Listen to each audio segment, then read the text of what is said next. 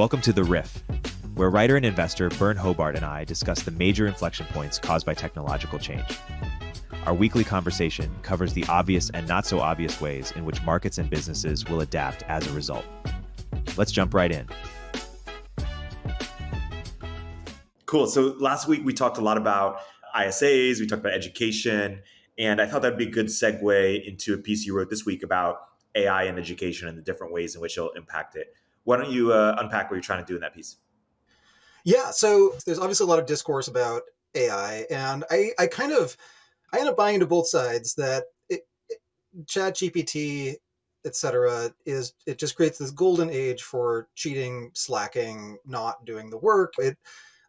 The cleanest piece of evidence for that is how quickly it destroyed Chegg's business model once there was an even faster way to get answers to arbitrary quiz questions. So yeah, I think a lot of that, it completely destroys the value prop of grading, where you do try to see if someone has mastered enough of the material that they can somewhere between regurgitate it and synthesize it and use it, and you use some kind of proof of work, an essay or a quiz or a test or whatever, to determine that.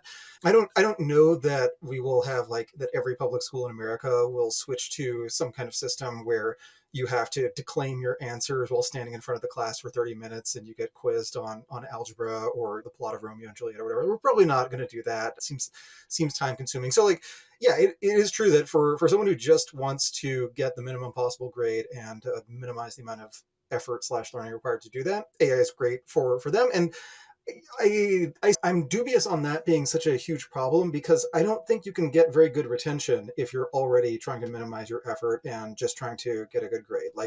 If that's what you were doing, you're going to do it more efficiently. It will be harder for employers to distinguish between people who actually did the effort and people who didn't. But it's always been the case. And maybe it just reveals that a lot of the courses people were taking it was not something they were interested in, and also not something especially valuable to employers anyway. And so maybe there's some secret third reason that we go to school, if it's not to become well-rounded humanist scholars and Renaissance persons, or the other goal of just make sure you can get a job that allows you to buy stuff that impresses your peers and your parents.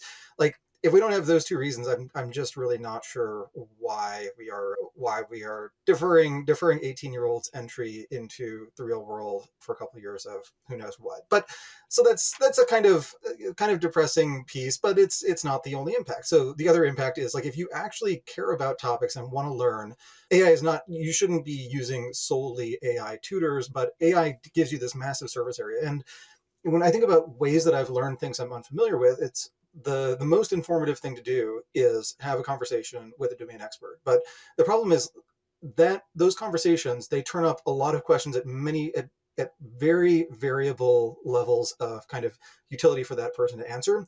And often when I talk to someone who's really deep into some topic that I have a superficial understanding of, I realize just how superficial my understanding was, and that the things that I thought were important are not really important. The rules of thumb that I had internalized have been obsolete for a decade plus, et cetera. And because LLMs have pretty comprehensive surface level knowledge of everything, they're just a really good way to do things like ask if there is a term for the phenomenon you've observed, or ask if there's a better source. Sometimes the sources are made up, but usually for the canonical source, which is the one that you want to read so you have a common frame of reference with the actual experts, there will be enough training data on that common source. And of course, if you find the term for the thing that you're trying to find the name of so you can study it, you can always default to the other trick of you Google that term plus best textbook plus Reddit or Metafilter or whatever your community of choice is, and you will probably find people recommending a textbook that gives you the actual fundamentals that you care about. So yeah, I think for self-directed learners, it's pretty incredible. And I have my personal anecdote on this is just that I do use ChatGPT for that exact purpose of, there's some area that I need to understand better. Let's surface a bunch of information about it. I will pick where in that surface to start drilling for more information, and then that becomes part of my process. And it's also really useful for just there's this whole category of knowledge where it's not incredibly hard to acquire that knowledge, but you have to know what you're looking for, know what's out there. And this is often true for things like, is X a one-of-a-kind unique phenomenon, or is it just you've only been paying attention to something for a while, for a couple of months, and so the first time this regular occurrence happens, you want to find out, does this happen all the time? So this like, it applies to market stuff where, like, every time the market goes down, there is someone for whom this is the first time they've ever owned stocks that all went down at the same time.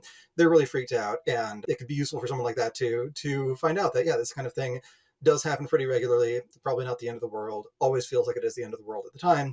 But it also shows up in political stuff. People like to use the term unprecedented. Often there is a precedent. You can sometimes find that precedent. So I think that's like maybe a good rule of thumb for using LLMs for research purposes, is like, anytime you hear something described as unprecedented, it's a really good idea to check with the chatbot of your choice and see if there is perhaps some precedent out there that you can learn from.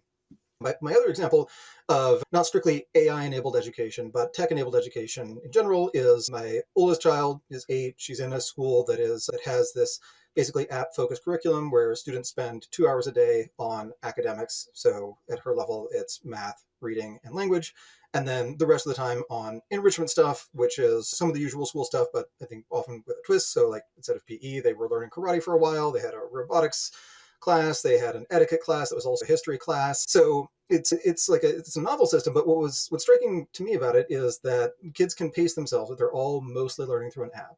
There's still utility for teachers because kids can get stuck, and often when you get stuck, per the discussion earlier of just how do you learn stuff on your own, like talking to someone who knows the topic well, who can listen to you for a few seconds and really figure out, okay, here's the gap in your mental model of what you're doing, or here is something that is foundational knowledge you were supposed to have, but you don't quite have that down yet. So you need to practice this thing that you theoretically learned before until you actually know it. But it's like, that approach is just significantly more efficient. So it's 2 hours a day instead of most of the day, and kids can pace themselves. So she's pacing ahead of grade level with less time. And I don't know that applies to everything. Like, I think in general with education, like any kind of ed tech kind of thing or any kind of new school kind of thing, like, it is almost always the case that the results look absolutely amazing for the first couple cohorts, and then as it gets deployed more widely, those results do tend to mean revert. And a lot of that is just selection effects. So if you talk to an ed tech startup and they tell you that they've enrolled kids and the kids are using this software and kids are 5 years ahead of grade level or whatever, and then you ask them where they got their kids, and it's like, well, I quit my job at a big tech company and asked all of my big tech coworkers who were parents if they'd want their kids to try this. And so, yeah, if you have this group that's selected where, like, the worst school that any of their parents went to was still just short of Ivy League, then the kids will probably do pretty well. The parents are clearly demonstrating some interest in education or probably pushing their kids outside of school, etc. So, like, lots of reasons to be skeptical of aggregate data on any kind of educational intervention that's opt-in, because the people who opt in are going to really distort things. And it's kind of expensive and somewhat controversial to do RCTs and just like see if this intervention actually helps people or does not by randomly enrolling some of them in it and depriving others of it. We should have more RCTs in education, but it's just really tough to get that pushed through. So, like, be skeptical of that as like a description of the average expected result. But part of what I care about with school is just making sure my kids aren't bored. And I think that keeping them at grade level, whether they are ahead or behind their same age peers, like being at grade level, being challenged enough that you're actually learning, not so challenged that you just fail and not just completely bored out of your mind because you understood the material the first time and this is the 10th time it's being explained in a different way. Like, that seems like a big win to me. But on the economic side, if you do have a model where kids are interacting more with software and they're interacting just ad hoc with actual teachers, then you also have a model that can scale with improvements in that software. So it's just like if you are doing customer service for some product and you get one complaint about some feature, that's barely anything. But if half of the customer service questions you get are all about the same feature, then customer service is really in more of a product function. They really should be pushing for whatever this confusing thing is to get fixed. And once it gets fixed, you need fewer customer service people, and or you can have a much larger number of customers and can give them better service without having to expand the customer service team. So I think that's something exciting in education, because just by default in any kind of field where the main input is labor, the default expectation is that productivity in that field declines by default at roughly the pace of productivity growth everywhere else in the economy, because the rest of the economy is bidding for this talent, and if there's higher productivity elsewhere in the economy, the minimum bid keeps ratcheting up. So teachers do have to get paid better, or they will stop teaching just year to year as wages generally rise. But if they are teaching the same way and teaching the same material that they were teaching decades earlier, then you won't see productivity growth in terms of outcomes. So you have higher cost and similar outcome. In practice, it's not necessarily similar. Sometimes it gets worse.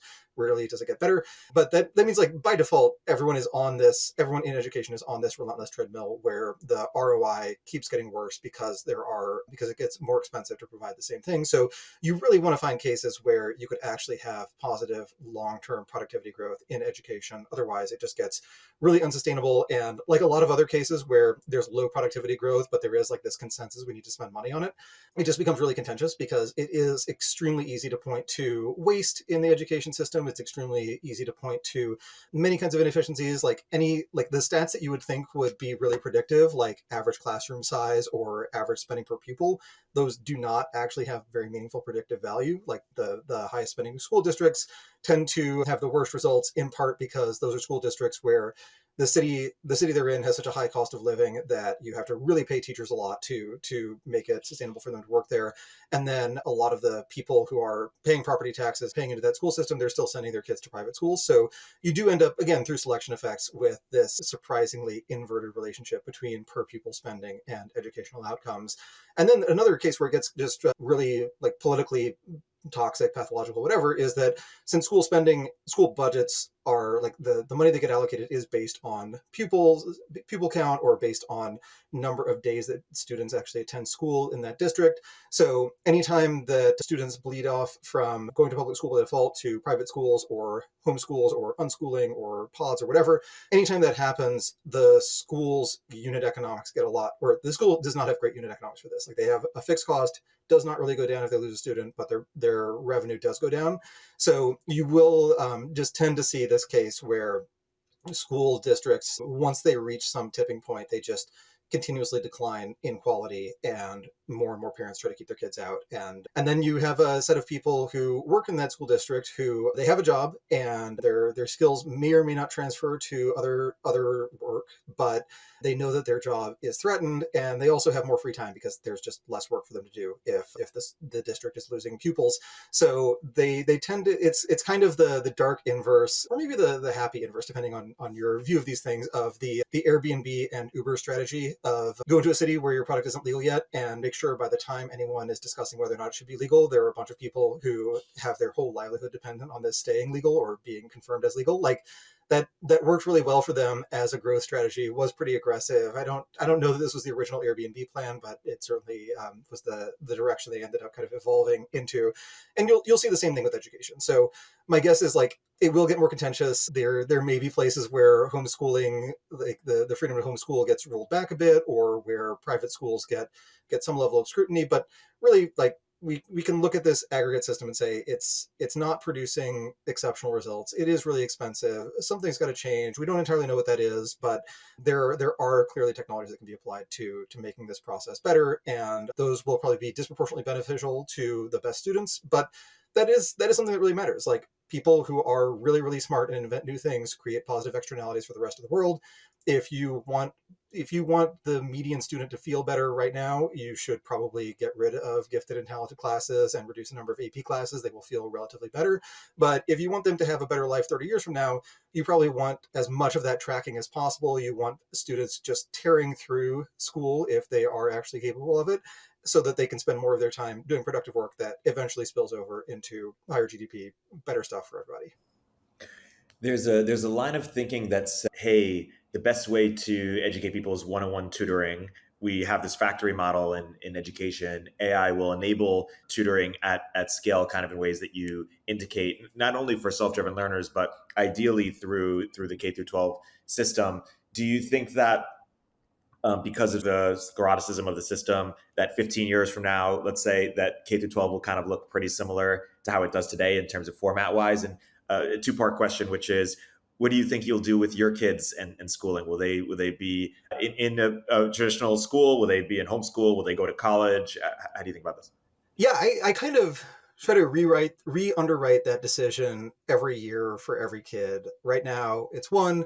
So yeah, our oldest is in this local school, Alpha School. It's going really well for her. We're enrolling the next one in Alpha, and then pretty much kid by kid, we'll decide like, does this child seem like they would thrive if part of their day is get on their computer, put on their headphones, and crank through a bunch of arithmetic drills and read some short pieces and answer quiz questions? Like, will they thrive in that? Do they need something else? I think homeschooling is going to significantly improve due to the availability of AI. That, like, one of the drawbacks to homeschooling is that not every adult remembers every detail of a standard high school curriculum. The stuff is not incredibly hard to learn. Like, median high school student can pass high school. So clearly most of us were capable of this at some point, but there is a big time investment. And being able to quickly remind yourself of things like, okay, what is the long division algorithm? Like, you're probably not going to use that after you learn long division. You will probably learn how it works and then switch to using a calculator and never do that again.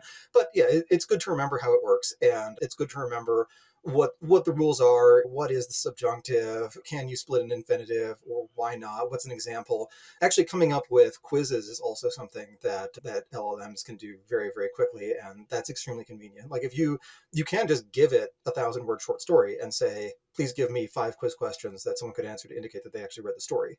It's a lot easier to just do that through an app than to think of it yourself. So I think it reduces the friction for homeschooling.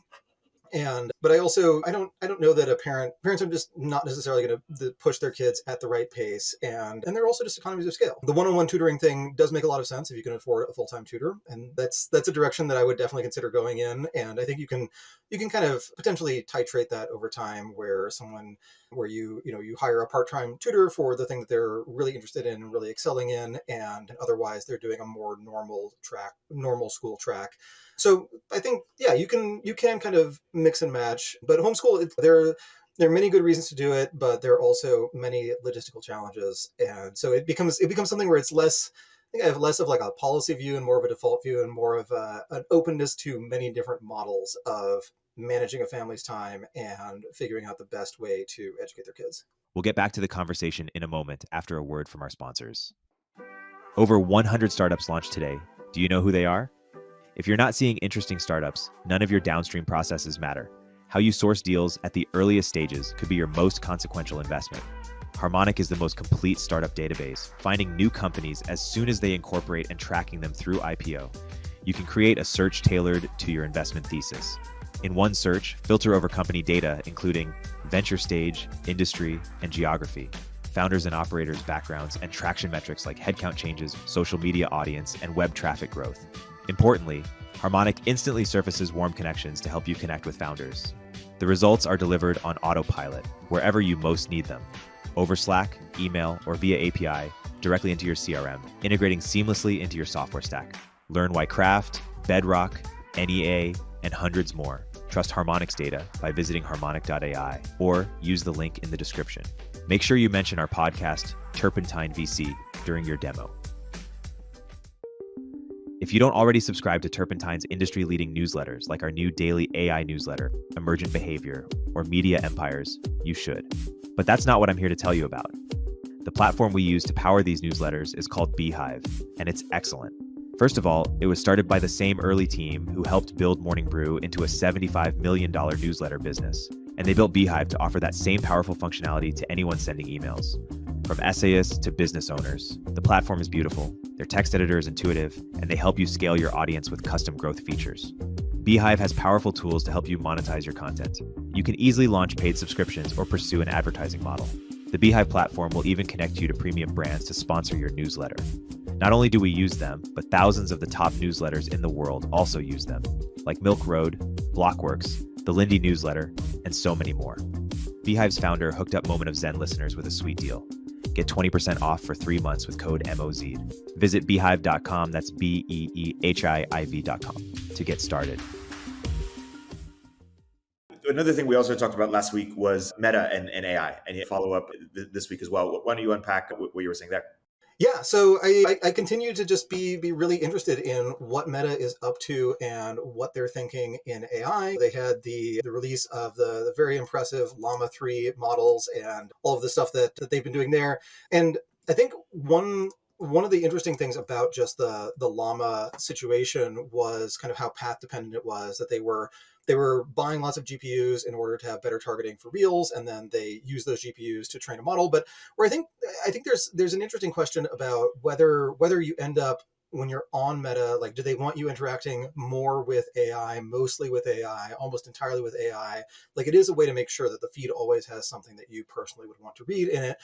On the other hand, is that really what anyone signed up for? Like, if the idea of the app is to improve personal connections, but you're actually interacting with this sort of sanitized, ghostly avatar of the people, maybe that's a worse experience. But the other way to flip this around is to say that in a world where it's possible to create human level text very, very cheaply without actually hiring humans to do it, then being able to sort that text and identify what was actually produced by humans and what was just produced by a robot does actually become valuable if what's being sold is that human connection. So I think it's still an open question as to how that evolution will go, as to what Meta really wants from this and where they would monetize it. Relatedly, you also talked about how Meta and TikTok are paying people to post and browse. Why is that interesting? Yeah, so I think I have this model of media where you have, like, if you are producing media and you're transmitting it digitally, your marginal cost of showing the same thing to one more person is close to zero. It does matter at scale, but you can round it down to zero for most purposes, which means that for any given piece of content, you can always ask yourself, like, is this something I sell to people, or is this something I use as an ad to get people to look at my stuff? But then you can extend that further. You could actually say, well, if the price could be either zero or a positive number, why not a negative number? Like, will there be people for whom it is just worth reaching them with this content, even if you have to pay them to consume it?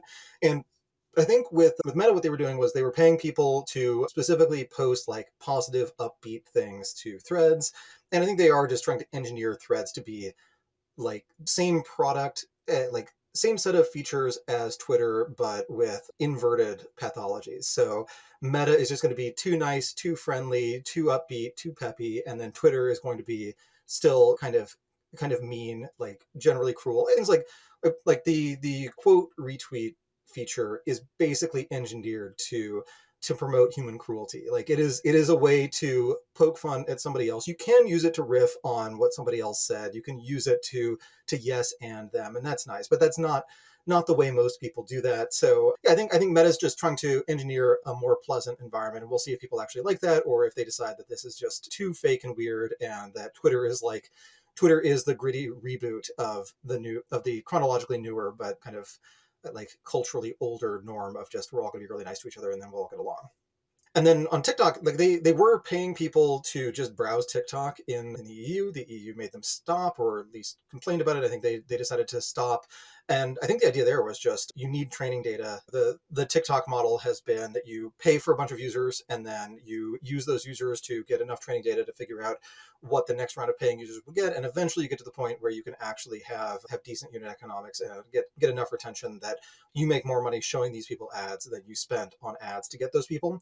But doing, like, paying people to just browse TikTok for a while is a way to bootstrap some of that initial training data and just figure out what is different about this market and how can we start segmenting people and showing them the stuff they want to see. I do want to go back to, by the way, the earlier question on Facebook and AI, because they reported earnings last week. Market reaction was not positive. Stock went down, but they almost, on the call, they almost sounded like they were bored having this discussion with Wall Street, which was that periodically Meta spends a lot of money on something that usually works out, doesn't necessarily always work out, doesn't always work out to the magnitude that they'd like to, but usually when Meta spends a bunch of money, it is on something that investors are retrospectively glad they spent money on. But one of the problems is, like, as the business gets more mature, they're spending money on infrastructure. They have a very large CapEx budget. They raised their CapEx expectations for this year, but they also spend money in terms of opportunity costs. So when they were doing Reels and just trying to get share in short video,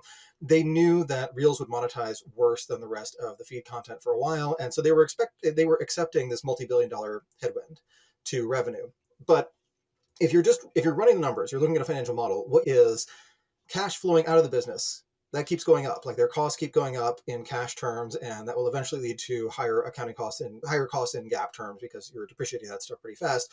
And then revenue is slowing down because they're also trying to service some of their more AI forward stuff so that they can get the training data so that the next round of AI features will look better. So for a while, you have both lines moving in the exact wrong direction, and it looks like the business is resetting towards slower growth and lower margins, and that means it deserves a lower multiple. So like everything is pointing to the stock is going down. But that is just how it has to work for them to get enough data to do the next thing that they want to do. And then on the cost side, they need to actually do something with that data, and it turns out that that tends to require just a lot of flops compared to what it used to.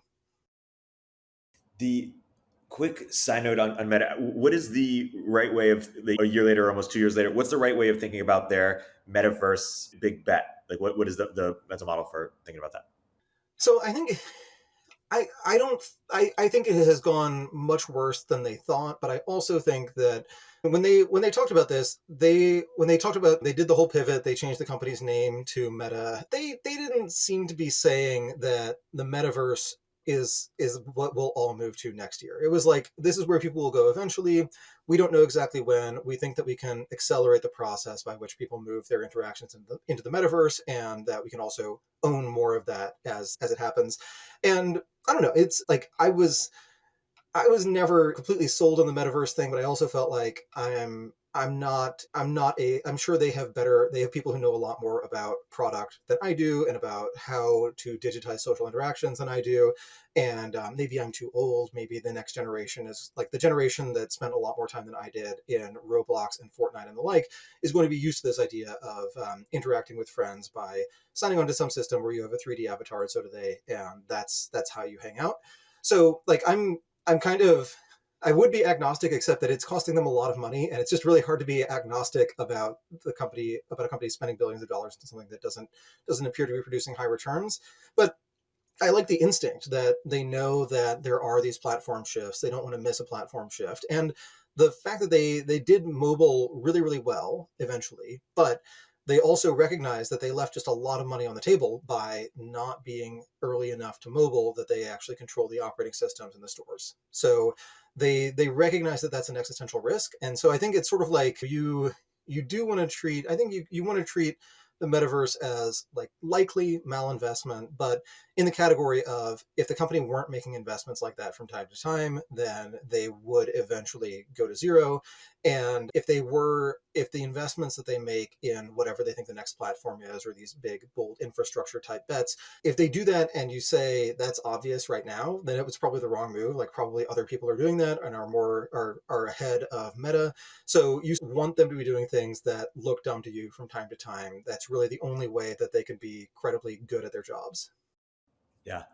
And following up even further, going back to Meta and AI, what does their AI strategy mean for OpenAI and Anthropic in terms of, or other sort of players? What do you think about that? Yeah, like it seems like a meaningful threat that if it is the case that like at any given time, there's probably a closed proprietary model that you have to pay to access, and that's the best model. But the second best model, or there is a good enough model that you can run on your own hardware that is free to use for almost anyone. It's usually like free to use unless you are large enough to be one of Meta's direct competitors in AI, and then you can't. I think that something like that scenario, it's okay for someone like OpenAI and Anthropic if they are continuously able to launch newer and better models. We'll see if the rumors that GPT either 4.5 or 5 exists and has been secretly tested under the GP2 monitor for a while. Like we'll see if that pans out. But I think like every time for a while it was the case that these language models kept improving, and so it kept getting closer to, okay, this almost sounds like a human being wrote it. Like it's less of a fever dream and more just like grammatically coherent but nonsensical content. And then we did reach this point where no, it's actually grammatically coherent and it makes sense, and the AI can hold a thought in its head for long enough to write an essay to help you get an A in an English class when you do the reading or whatever. But there is just always this question of do they run into some kind of barrier, either just a theoretical barrier of we trained it on a bunch of content produced by humans, and so it is as smart as those humans, but not smarter, or some barrier like, yeah, we can keep training it on synthetic data. It will keep improving, but there is some super linear cost function there where you eventually get to the point where it's like, even though you see a path towards a smarter model, you don't see a path towards a smarter model that pays. And at that point, if the open source pattern keeps holding, then there's like this brief period where OpenAI or Anthropic is still measurably the best, and then there's convergence between the proprietary models and the free models. And then it becomes a question of distribution. Meta does have pretty incredible distribution, but again, they have very expensive distribution in the sense that anytime they give you a call to action on the Facebook newsfeed or on Instagram that says, hey, interact with our AI model, like they are spending hundreds of millions or billions of dollars in foregone ad revenue. And then, of course, they're spending the cost of inference if you actually do use the model. So I think at that point, it like the quality, like if either model quality just hits some kind of theoretical asymptote or hits some kind of practical asymptote, then the advantage that someone like AI or Anthropic has is that they do have distribution into particular areas. And I think in that case, you probably do want to bet on OpenAI, where the bet is, okay, they become the default enterprise tool, and they sell to everybody through Microsoft. They get tightly integrated with Microsoft products. Maybe eventually there is some kind of convergence between the OpenAI company and Microsoft, because it is kind of untenable to have a business where you basically have one customer and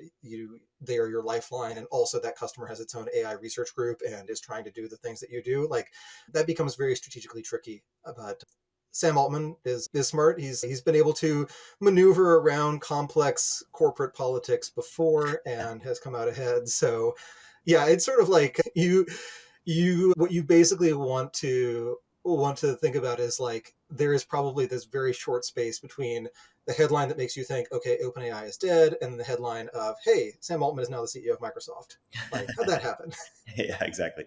That's funny. Is iPhone Android a right analogy here, or what's a good historical analogy to think about sort of what Meta is doing relative to the other players? And it's tough because AI is one of the, in some domains it's sufficiently transformative that you have to go really, really far back to find relevant models. If you're looking for transformative information technology, stuff like the written word, the printing press, etc., kind of comes into play as the relevant analogy, where it isn't just changing how you transmit information, it does change how you think, it changes how you work, and leads to all sorts of complicated nth order consequences that we can't quite model today.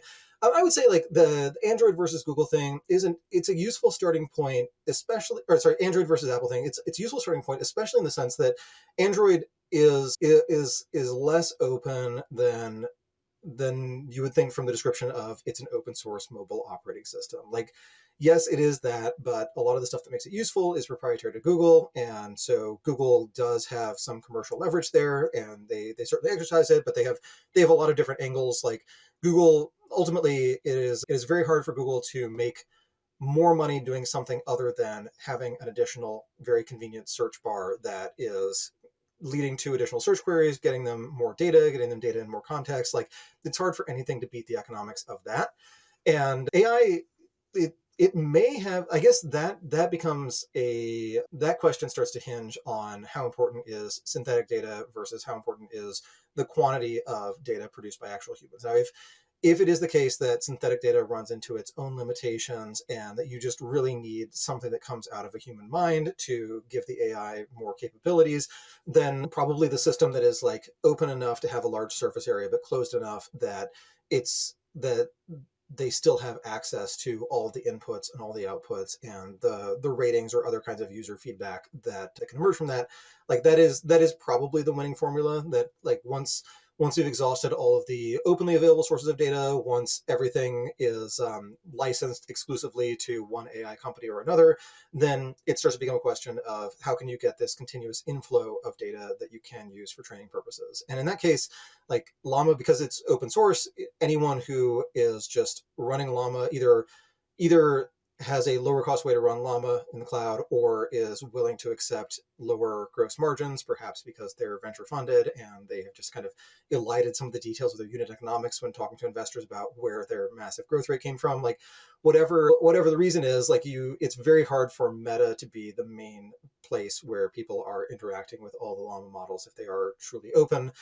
In which case you are back to saying the proprietary side wins, not because the proprietary models perform better necessarily, but because they have a tighter loop for actually collecting more user data that trains the next generation of models. But that gets tricky in its own way. Like Microsoft's customers do not want OpenAI training the next generation of LLMs on all of their internal memos. That could have all sorts of bad consequences, and it's their data, and they do actually have lawyers who try to figure out who has access to what and make sure that they're not accidentally leaking something really valuable outside their organization. So yeah, there's a lot of uncertainty right now, unfortunately. I wish there were a really clean answer. I wish there were one company that was the obvious winner and they had a stock ticker and you could just buy that one and forget about it for a while. NVIDIA. But no. Well, yeah, NVIDIA.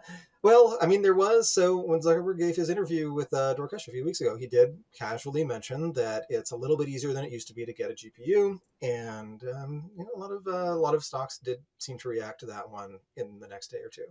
Yeah, that makes sense.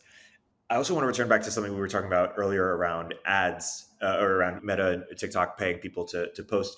There was this idea a while ago that eventually companies like Uber, it would be free to use as a customer, but we would just have to watch or listen to ads the whole time. And it feels like that paradigm, as ad tech gets better, would be favorable for a lot of customers who don't want to pay for stuff and would pretend to listen or watch ads.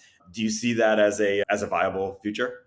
I think it's going to be pretty hard to have a case where there is a free service that requires, like, there's a service that requires human labor and expensive capital, and it's free at the point of use because people are being shown ads for some other service that they will have to actually spend money on. So, like, basically for Uber as an purely ad supported business to be viable in the long run, you have to be spending significantly more on the companies whose ads you saw in your Uber than you did on Uber itself. Otherwise, they'd just charge you for the Uber.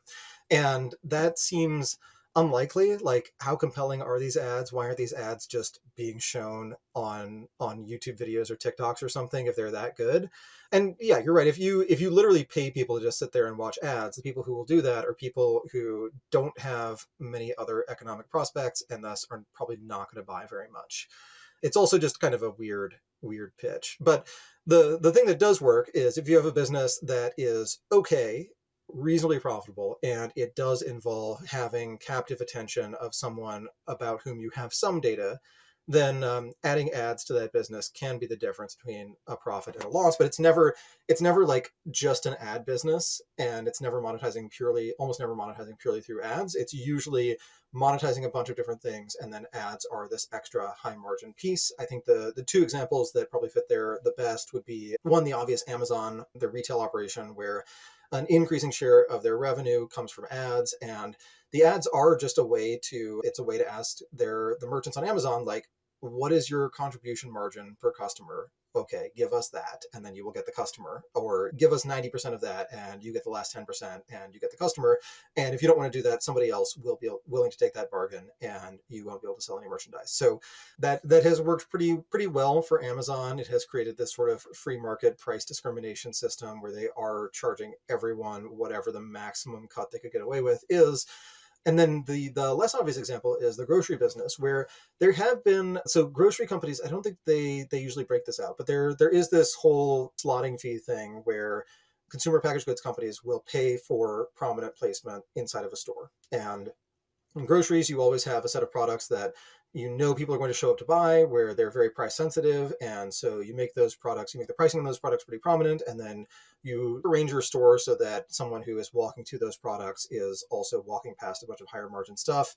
That's not the only reason that things are set up that way. Like milk and eggs, they're at the far end of the store, in part because they have to be refrigerated, and so you don't want your refrigeration thing like in the middle of the store. It's very inconvenient. If you have it up against the wall, it's a lot easier. It's also a lot easier to restock those shelves if they are facing if they're there's like the storage area right behind them, so you can just slide stuff in without sending someone out into the store. So there are other reasons that it works that way. But if you look at the economics of someone like a Kroger, there is a sense in which they actually, after all of their other costs, they break even to lose money just selling food and other stuff. And then the actual margin, the actual positive profit margin they get comes from those slotting fees. Now that situation does evolve over time. The impression I get is that the slotting fees, they have pulled back a little bit, at least there's less growth there. But then if you look at someone like Instacart, like that's a model where slotting fees can be this really, really powerful tool because you have infinite shelf space. You have a lot of first party data on the user. You can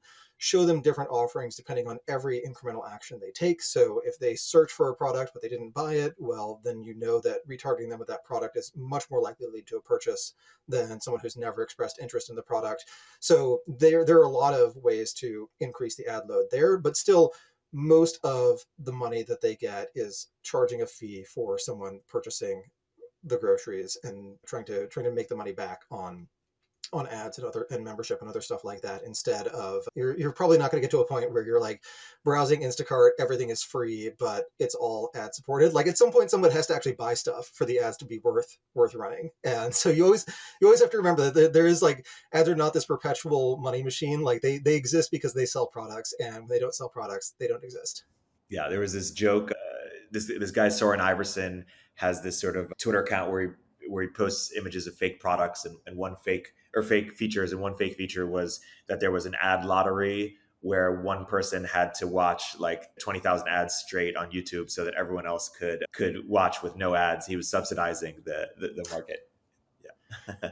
No, it's could be interesting. I guess you could imagine a case where there's an ad supported product that is completely free, but in that case the ads would be propaganda. Like that is the time where you actually want to convince someone of something and they don't need to make a purchase. So like it's actually this nightmarish vision of the future. Like if you could ride Uber for free and you were not spending more money on the products you bought because of the ads you saw on Uber, then you are just being hypnotized by whoever is the high bidder for those few minutes of your attention. Yeah, that's pretty funny. It's actually interesting. Side note, I got in touch with this business Beehiiv that's like a Substack competitor, and we're partnered with them at Turpentine. And I feel like I underestimated them as a business because they're not just trying to compete with Substack, they're trying to compete with MailChimp. And they because they worked at Morning Brew, they know how to optimize email engagement, and they're providing that as a service. And so anyone who's trying to get better conversion rates on email is a potential customer, but they're also trying to introduce an ad market on top of emails. And right now that doesn't really exist. Yeah. So the Diff has the spinoff newsletter Capital Gains. Great. Capital Gains is on Beehiiv, and we do actually use that ad system both on both buying ads and selling them. And it seems to work pretty well. It's been interesting to me that people haven't built really great email newsletter ad networks yet. I'm not entirely sure why that is. I think part of it is that when newsletters are popular, a lot of people are joining the industry, a lot of people are starting them, but the attrition rate is really high, and there's also just a lot of competition for attention. So maybe the time when it looks like a really good time to build a tool like that is actually a time when you're going to have a lot of cases where your advertiser bought an ad and the person who sold in that ad never actually ran the ad, and they're frustrated. Even if they didn't pay for it, like they were hoping to run a campaign on a particular date, it didn't happen, they're frustrated. So like it is probably a tough business where like part of what makes the newsletter ecosystem great is that if someone has a newsletter that only 50 people will read, they can find those 50 people and those people will read it, and it could still be a gratifying thing to do even if it's not really a business. But that same fragmentation also means that it's just really tough to do $1 million ad buy in the newsletter space. You're having a lot of negotiations with a lot of people, many of whom are very picky about what kind of ad shows up where, because the newsletters are a representation of them. Like the reply to email is their personal email address. So like people tend to be more sensitive about that. Whereas I'm sure someone at the New York Times objects to some of the ads the New York Times runs, but it's not like you feel like it's a personal reflection on you if you happen to write for a publication that happens to run an ad that you think is in poor taste or for a product that shouldn't exist or whatever. Yeah.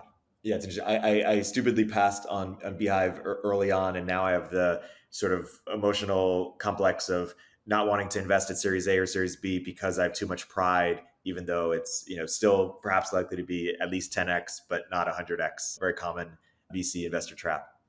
Yeah, 10x is tolerable. Yes, exactly. It's a living. Yes, totally. Okay, before we get out of here, there's a couple more things I want to get to. One is your piece on free puts as having an expiration date. When do you get into Yeah.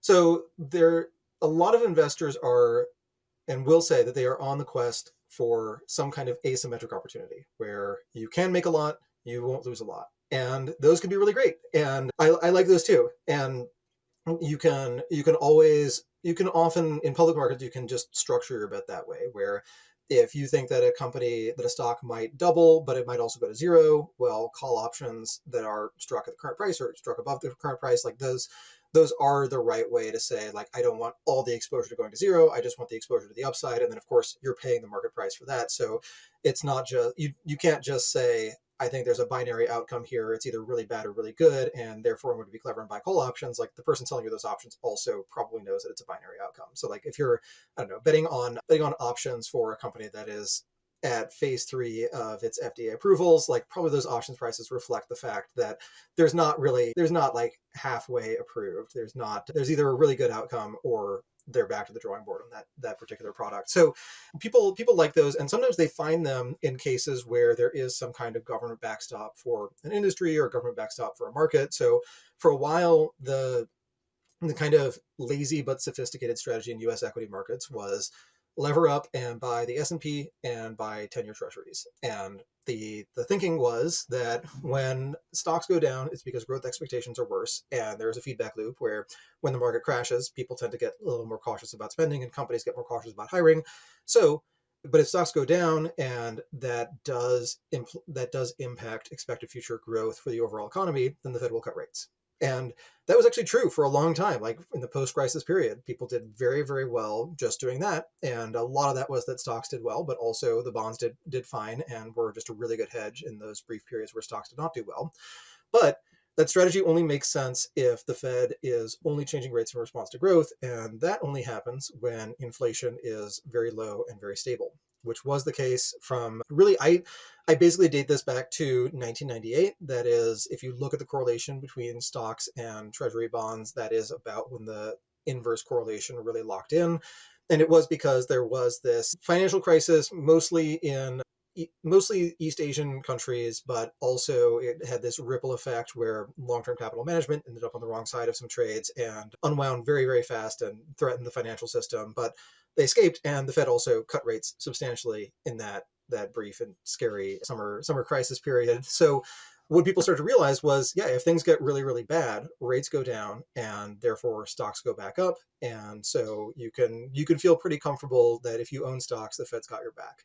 But that was also like the reason that whole East Asia crisis was happening was that you had these balance of payments issues where Japan had industrialized earlier than other countries in that area. They had this wonderful export-driven model, and then that model or variations of it got adopted by other countries. And you started to run into this problem as China started to grow their exports, was that there's actually a lot of competition at the lower end of product quality, and that China had an effectively infinite labor supply.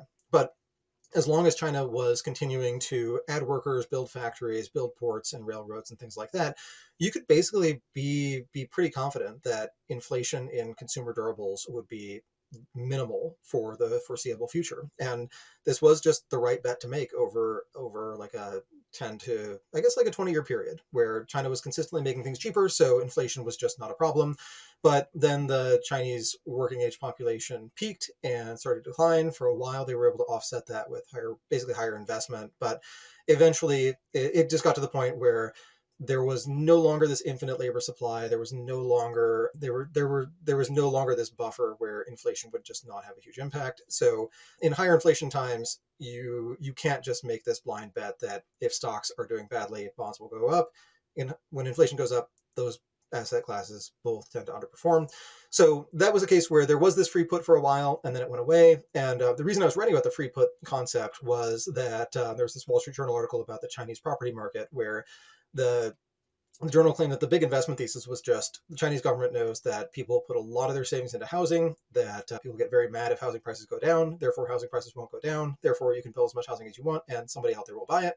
But it did turn out that after a while, the government started to realize, like, hey, our entire economy is basically housing, etc. And that's not exactly socialism. That's not socialism with anybody's characteristics.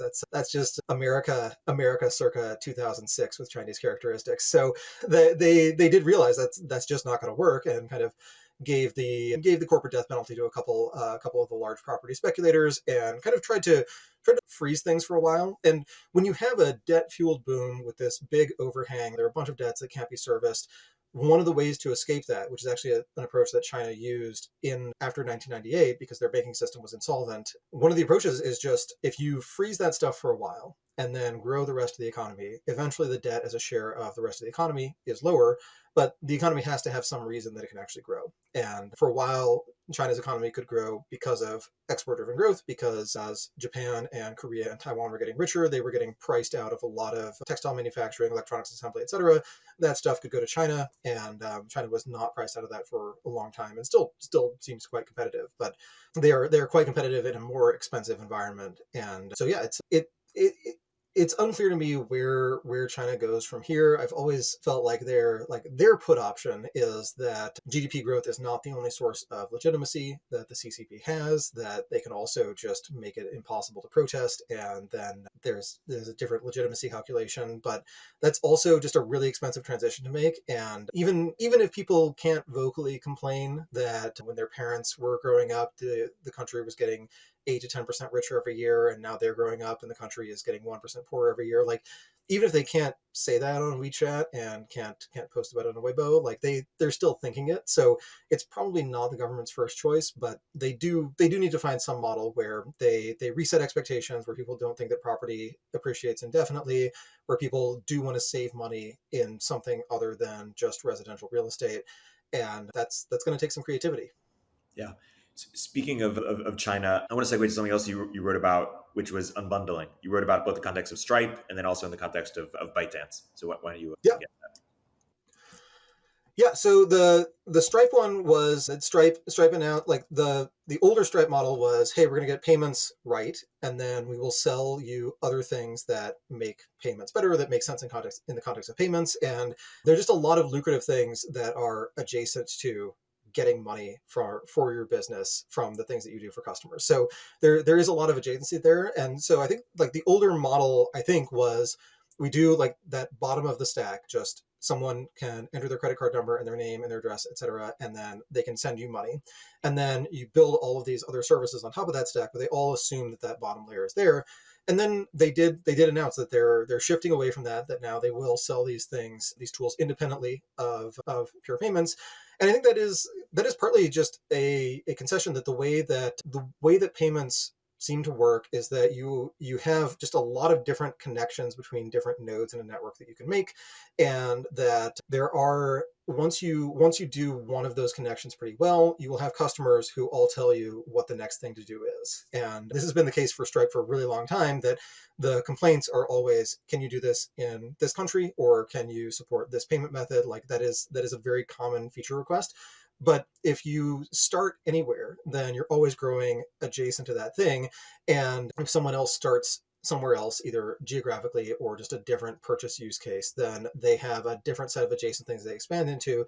And since everyone is also building their anti-fraud models and their retry payment models based on the data that they have, everyone has a different data moat. So you can kind of imagine it as like, if there's a petri dish and you seed different parts of it with different microbes, that they will all grow.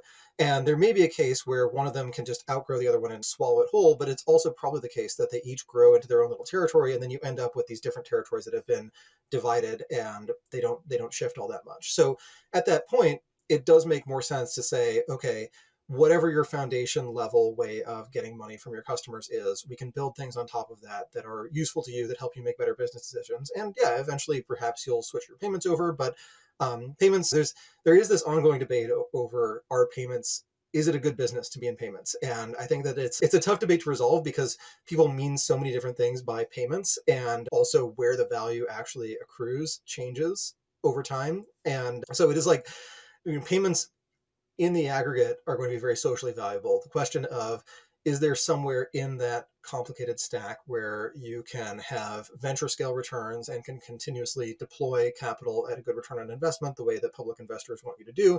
That question is a harder question with different answers, but it does look like the Stripe answer at this point is that these value added software services that are adjacent to payments, that are typically ingesting payments data and then either giving you business insights or making it more likely that you can accept payments, or helping you increment your revenue in other ways, like that is actually where more of the value resides. And I think that is perhaps a good thing. Like the reason Stripe existed and the reason that Adyen existed, the reason PayPal existed, is that payments are just a mess. Like we start with a system of we exchange seashells, or we like this thing that looks like this piece of metal that looks roughly like the skin of a cow is worth one cow, and it's easier to transfer than a cow.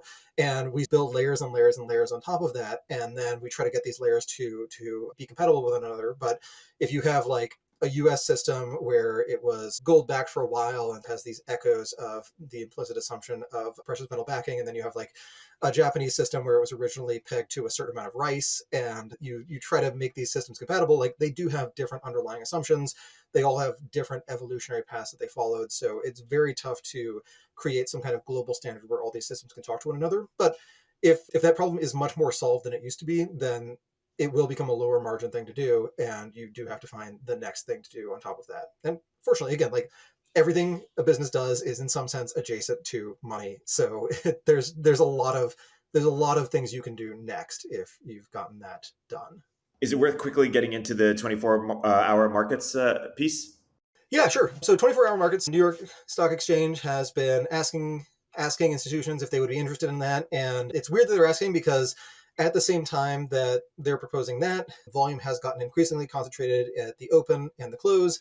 And it makes sense that volume would be concentrated at predictable times. Like, that is, a market in general is supposed to be just a predictable time and place where you can trade. So in pre long distance communication, you did have to figure out, okay, which buttonwood tree are we meeting under? Let's all meet under that buttonwood tree at a particular time each day, and we'll trade stuff. But the other reason that trading is particularly concentrated at the open and at the close is that if you are trading and you have some differentiated view, you want to do as much volume as you can and have the minimum market impact that you can.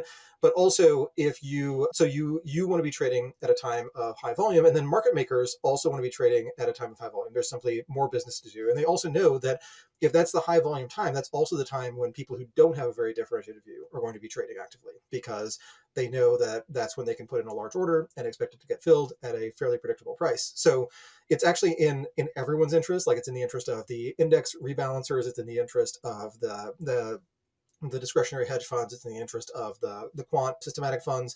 Everyone wants to just trade at the times when everyone else is trading, because those are the times when you have the least market impact, whether you have an edge and are trying to get as large a position as possible because you think that whatever news comes out at 4:01 p.m. is going to be really good for your position, or you just need a large position because you're an index fund and you're required to own X amount of IBM, and you don't own X amount, so you got to buy until you hit X. So adding more market hours probably doesn't significantly affect that. Like, people who are trading at weird times, you have a couple use cases, one of which is just you're gambling, and it's a fun way to gamble.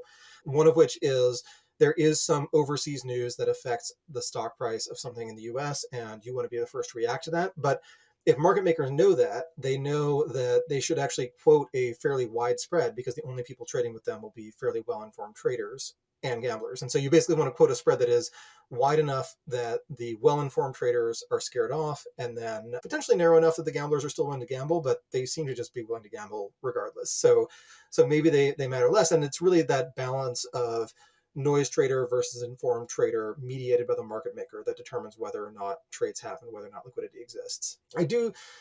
I guess I could see a case where, especially if like the US, it does seem to be ahead in terms of lots of systematic investing, lots of ETFs, just a lot of capital markets infrastructure. Like, if the rest of the world is catching up with that, then the rest of the world will have more cases where the natural way to hedge something is to trade a US listed stock. But if they're in Japan, market hours don't really overlap, and so there isn't something to trade. So they basically have risk on the books that they need to trade at the open. That's another reason that the open is so lively. Like, the open and close are lively, because that's when you have the best opportunity to hedge whatever thing has drifted out of being fully hedged since the last time there was a lot of liquidity. So yeah, I don't think it ends up being an especially big deal, but I also don't think it's a huge problem. Like, there are just lots of ways to gamble. And if we add one more way that does indirectly subsidize price discovery, like the Robinhood traders are not making the market more efficient when they buy GameStop or AMC or whatever, but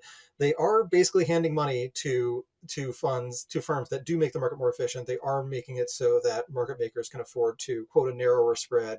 And that means that hedge funds can also transact at larger scale. So it is, of all the ways to waste your money betting on things that are outside of your control, that is the one that probably does have the most net pro-social benefit that you can actually trace to your behavior. But there's still a lot of frictional costs. And then you have to weigh that against, like, the more gambling you do in the market, the more the smartest people will opt into providing liquidity provision as their job, their craft, what they spend their life doing. And maybe we could always have a little more liquidity provision, but maybe we've got realistically enough. Yeah, there's a couple more follow-ups I wanted to get to, one around open closed platforms, but I'll start with them next week. We're at time. This has been a great conversation, Bern, as always. Until next week. Yes, indeed. See you next week. Thanks for listening to The Riff. Please go follow and subscribe, give us 5 stars, and check out Bern's excellent newsletter, The Diff, if you haven't already. Hey everyone, Eric here. At Turpentine, we're building the first media outlet for tech people by tech people. We're the network behind the show you're listening to right now. We have a slate of hit shows across a range of topics and industries, from our AI and investing cluster of podcasts to shows that drive the conversation in tech with the most interesting thinkers, founders, investors, and influencers, like Econ 102 with Noah Smith. We're launching new shows every week, and we're looking for industry-leading sponsors. If you think that might be you and your company, email me at ericaturpentine.co. That's ERIK at turpentine.co, and let's partner together.